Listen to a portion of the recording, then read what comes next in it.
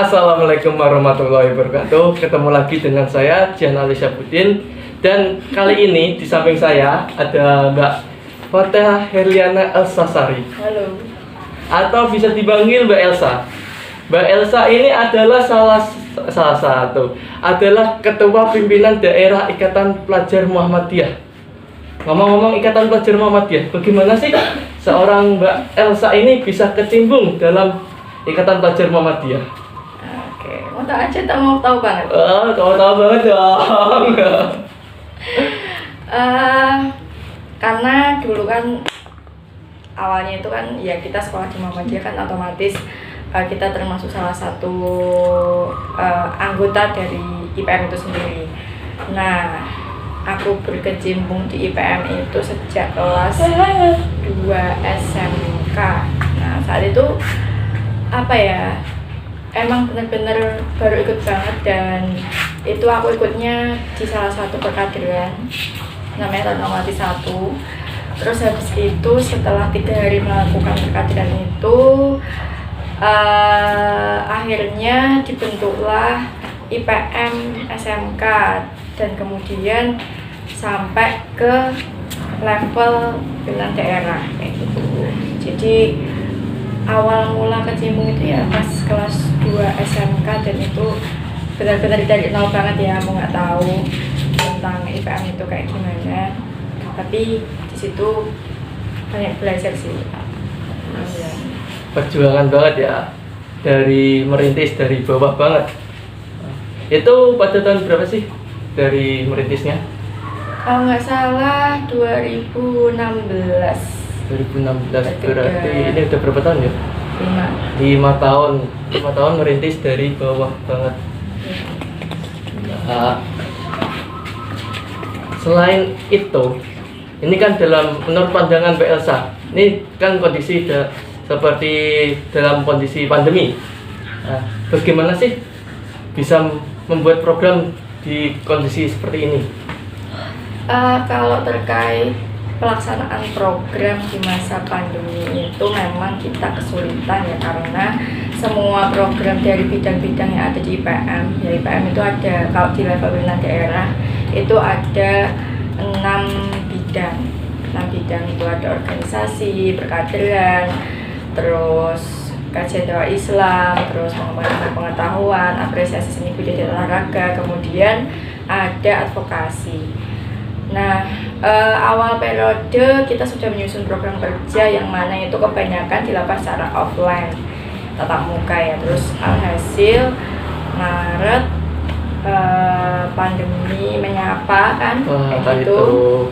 Akhirnya kita mengurungkan diri untuk melaksanakan kegiatan yang offline. Akhirnya kita berpikir, terus kemudian kegiatannya beralih ke online, dan online pun itu ya kita nggak maksimal gitu kan. Kalau misalnya pakai Google Meet ataupun pakai Zoom kayak gitu, karena teman-teman itu tuh masih banyak yang terkendala akan fasilitas teknologi, kemudian jaringan, sinyal dan lain sebagainya. Alhasil ya kita cuma kayak misalnya ada diskusi via WhatsApp group, itu pun ya ada positifnya itu yang ikut banyak, cuman yang antusias banget untuk komen atau tanya di grup itu kan nggak semuanya kayak gitu kan. Nah terus ya udah kita berjalan apa adanya seperti itu dengan media online ya, walaupun nggak maksimal, tapi hakikatnya hidup adalah bergerak, maka kita bergerak itu lewat media sosial itu, jadi nggak langsung mati banget gitu enggak. Ingat ya, hakikatnya itu harus bergerak. Hakikat itu harus bergerak. Ingat itu, garis bawah ya. Hakikat itu. Oke, ini udah berapa kali kita bertemu ya? Sering kayaknya. Sering ya. Pertama kali dulu ketemu itu pasca penggalangan dana. Iya. Gak tahu apa-apa, dipanggil, suruh ngisi. Wah, ngisi apa ini?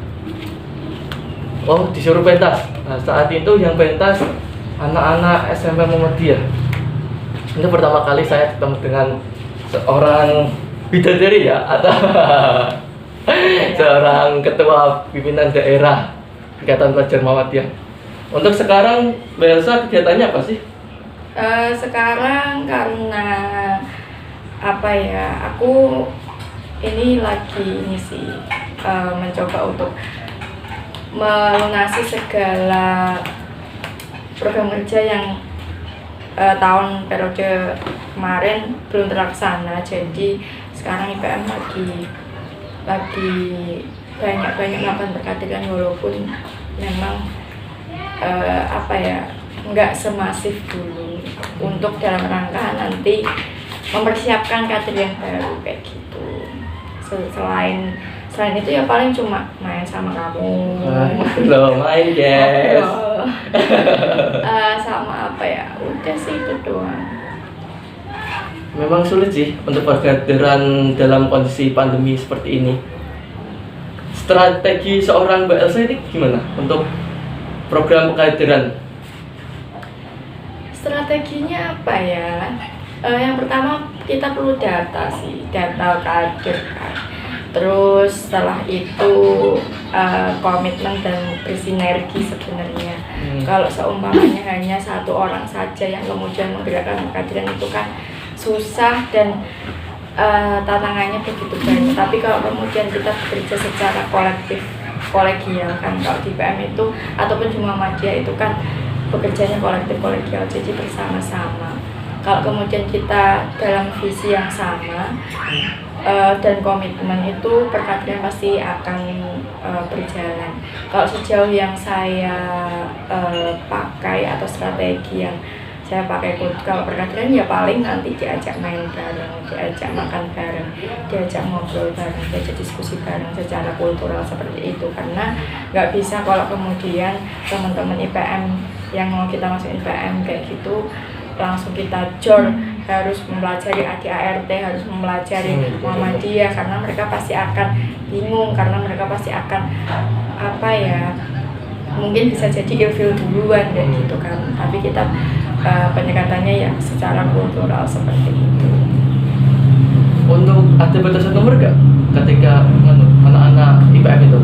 Harus umur berapa sampai umur berapa atau gimana? Oh, jadi kalau di IPM itu ada ART-nya, itu setiap level pimpinan itu ada batasannya. Jadi kalau di pimpinan ranting sampai cabang itu maksimal usianya 18 tahun.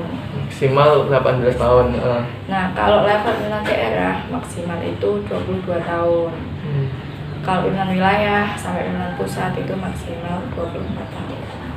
Masih muda-muda, pelajar, namanya pelajar. Iya, tapi ya bukan berarti mahasiswa itu, misalnya kita udah jadi mahasiswa, kita nggak bisa di IPM itu bukan berarti seperti itu. Karena mahasiswa kan ya ada yang umurnya udah 22 tahun, ada 24 tahun, jadi ya IPM itu juga di dalamnya itu juga ada beberapa mahasiswa yang kemudian dia memiliki posisi, memiliki jabatan di sana kayak gitu. IPM apalagi ya, untuk sekarang kan Mbak Elsa ini kondisinya kuliah ya di Universitas Muhammadiyah Surakarta. Bagaimana cara mengatur Mbak Elsa? Kan jauh Pati dengan Surakarta. Bagaimana sih cara mengatur anak-anak itu? Ya kita manfaatkan media yang ada, media WhatsApp group ataupun via telepon kayak gitu ya. Dimaksimalkannya seperti itu, walaupun mungkin nggak maksimal ya, tapi jangan sampai kita ada miskomunikasi ataupun lost control ataupun lost kontak, lost komunikasi itu juga. Jadi selama itu bisa dibicarakan via daring ya kita rapat, kita komunikasi via daring kayak gitu. Kalau pas lagi pulang ya kita ketemu kayak gitu sih, untuk mengatur bagaimana komunikasi sama anak-anak kayak gitu. Untuk selanjutnya itu apa yang akan dilakukan ketika masa pandemi ini? Untuk kedepannya IPM akan seperti apa? Iya, kita bakal masih apa ya, sekarang masih memikirkan terkait dengan penguatan IPM sendiri sih di Pati itu, karena memang masih butuh untuk digerakkan, masih butuh untuk dikuatkan. Jadi kita lagi memikirkan cara-cara atau strategi-strategi yang lain untuk menguatkan IPM itu sendiri supaya seperti di akhir judul lagunya itu seperti semboyannya itu seperti salamnya itu tetap berjaya kayak gitu. Berjaya, jaya terus. Iya, IPM ini kan singkatannya Ikatan Pelajar Muhammadiyah. Pelajar itu bergerak dalam bidang pelajar atau bisa di bidang lain? maksudnya Kita harus bergerak dalam belajar terus atau bisa bergerak dalam bidang-bidang yang lain? bisa, karena kan di situ kan kita punya banyak bidang. Nah, pelajar itu bekali, diberi pelajaran, diberikan latihan untuk bisa menebarkan dakwahnya tidak hanya di ranah kelas saja tetapi di masyarakat gitu kan. Kadang kan teman-teman pelajar itu menutup diri ataupun teman-teman pelajar itu enggan bersua dengan masyarakat.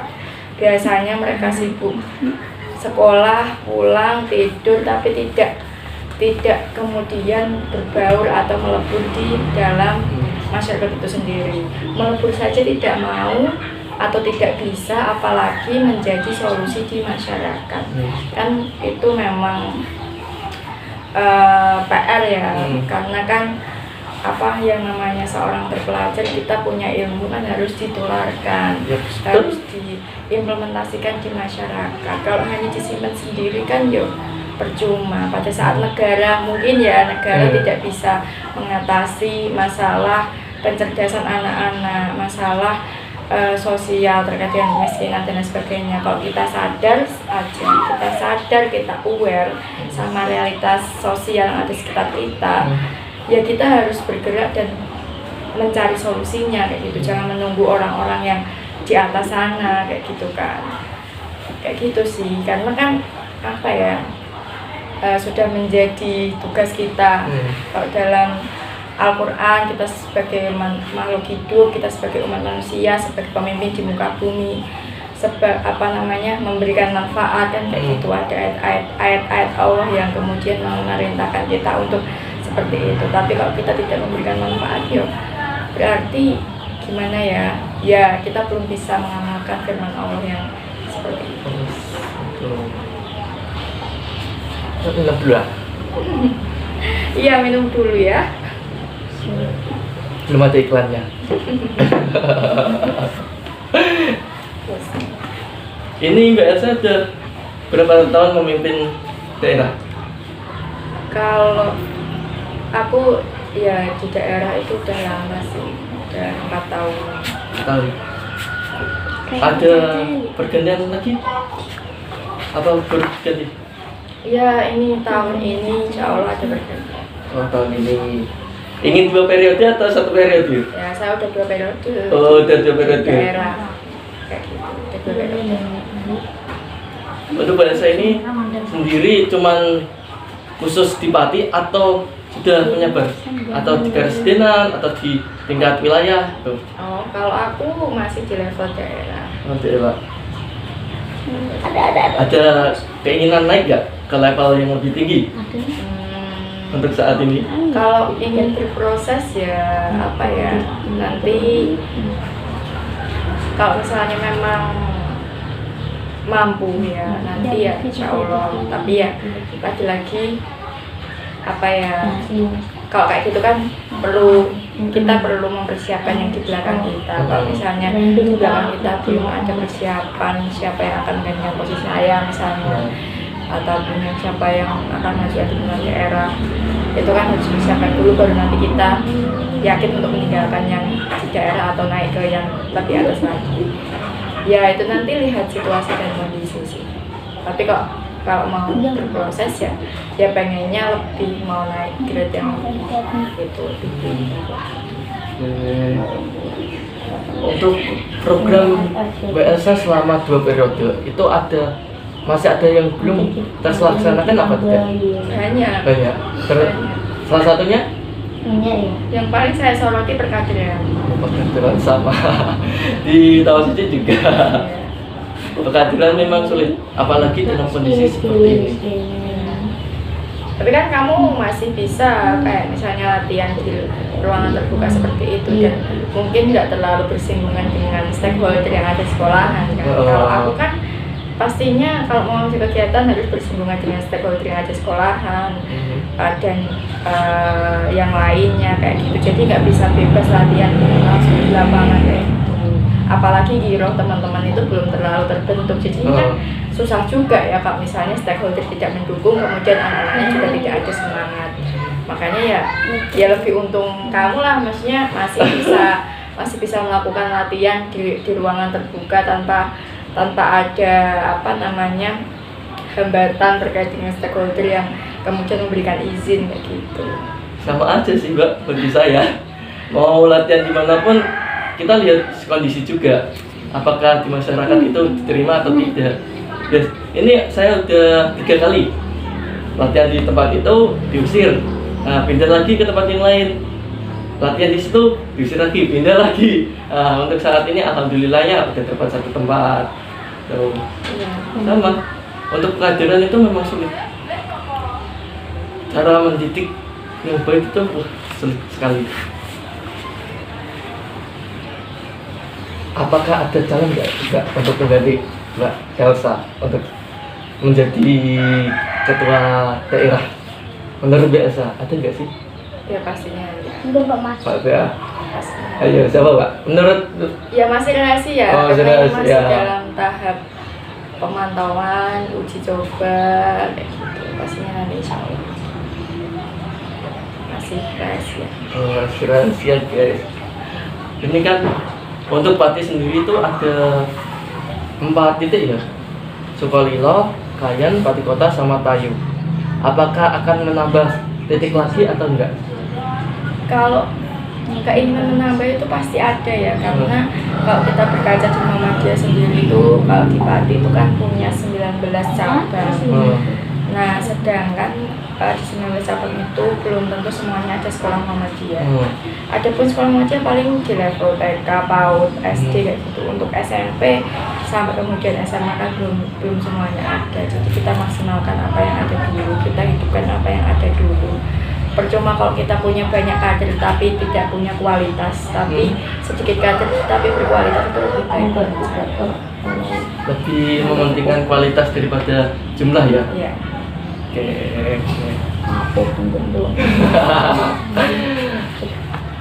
Apalagi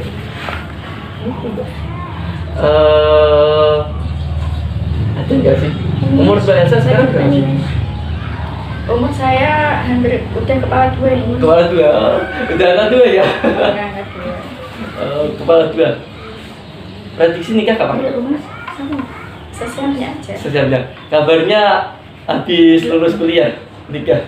Ada kabar-kabar loh. Ya kalau lulus kuliah siapa yang nggak mau nikah? Kamu mau nikah nggak? Insya Allah kalau ada jodohnya. Semua itu udah ada jodohnya. Tinggal nanti kan dipertemukan apa. Semua orang yang pengen nikah biasanya pasti akan nikah pada waktunya. Itu waktunya. Ada nggak sih Mbak yang menurut Mbak Elsa itu kriterianya kayak gimana? Ayo. Itu biar menjadi privasi saya. Bisa jadi nanti penonton bisa tahu oh kriteria seorang Mbak Elsa ini seperti ini gitu. Langsung banyak yang daftar nanti. Enggak open recruitment kok. Enggak open recruitment. Siapa cepat dia dapat gitu aja ya. Oke, cukup ya bincang-bincangnya dengan seorang pimpinan daerah Ikatan Pelajar Muhammadiyah. Ada yang ingin disampaikan? Apa ya? Walaupun sesulit apapun keadaan itu kita harus tetap berpikir, kemudian melakukan perubahan yang bagus tentunya, terus meningkatkan kualitas diri. Kalau kualitas diri sendiri udah bagus, implementasikan ke lingkungan sekitar. Oke guys, ini ada beberapa pertanyaan dari akun Instagram ya, ada dari followers lah. Pertanyaan pertama ini dari Afdal TS.12. dalam IPM sendiri ada berapa tingkatan dalam pengkaderan, Mbak Elsa? Oh, di IPM itu ada 4 pengkaderan. Taruna Melati 1, 2, terus 3 sama Taruna Melati Utama. Oh, ada 1, 2, 3 dan utama.